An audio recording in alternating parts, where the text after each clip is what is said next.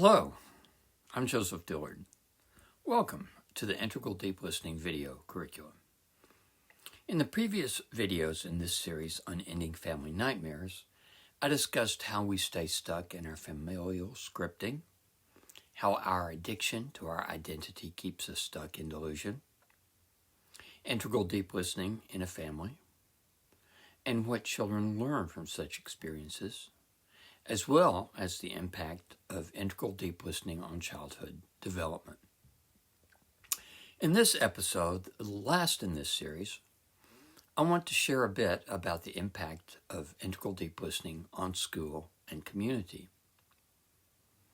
If enough families in a school community began practicing this process, what would be the long-term consequences for the school?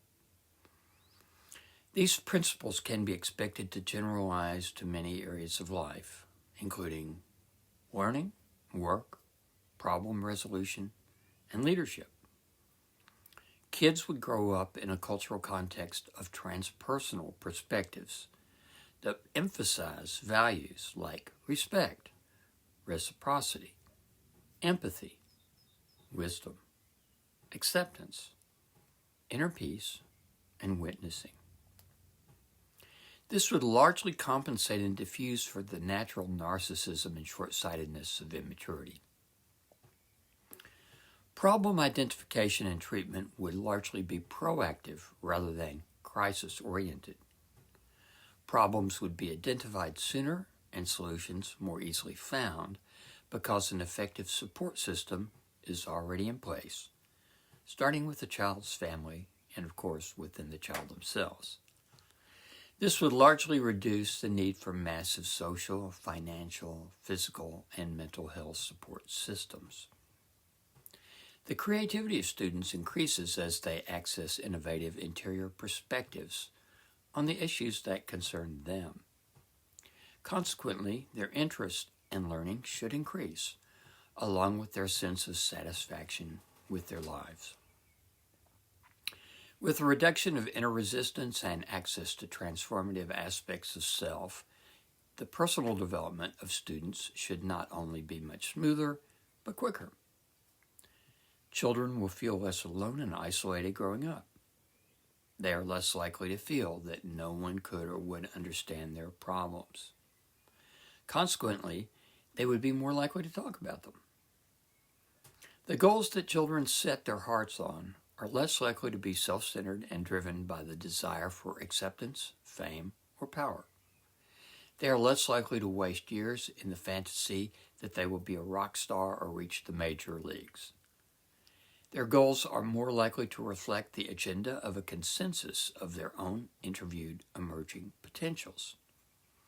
As a result, they are more likely to succeed in life because they are more realistic, have less internal resistance and conflict, and more internal support for their life direction. The speech and actions of children in school would be more likely to occur from a place of inner consensus rather than superficial, impulsive selfishness. Students would be more likely to feel that all humans are family members because, as they treat them, so they are treating those aspects of themselves that the others represent. Consequently, they would be more likely to feel supported by other students and teachers and to give their support in turn. Such changes become possible when the cultures of families reflect the cultural priorities of a majority of emerging potentials of each member of the family. The internal cultural or intracultural values of family members become the cultural values of the individuals that make up the family. The cultural values of families create the cultural values of school, sport, and work. The cultural values of school, sport, and work create the cultural values of an entire society. 400 years before Jesus, Confucius said it best: "If there be righteousness in the heart, there will be beauty in the character. If there be beauty in the character, there will be harmony in the home. If there be harmony in the home, there will be order in the nation. If there be order in the nation, there will be peace in the world.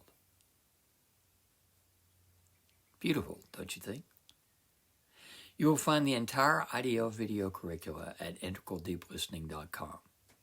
Thanks for watching, and see you next time.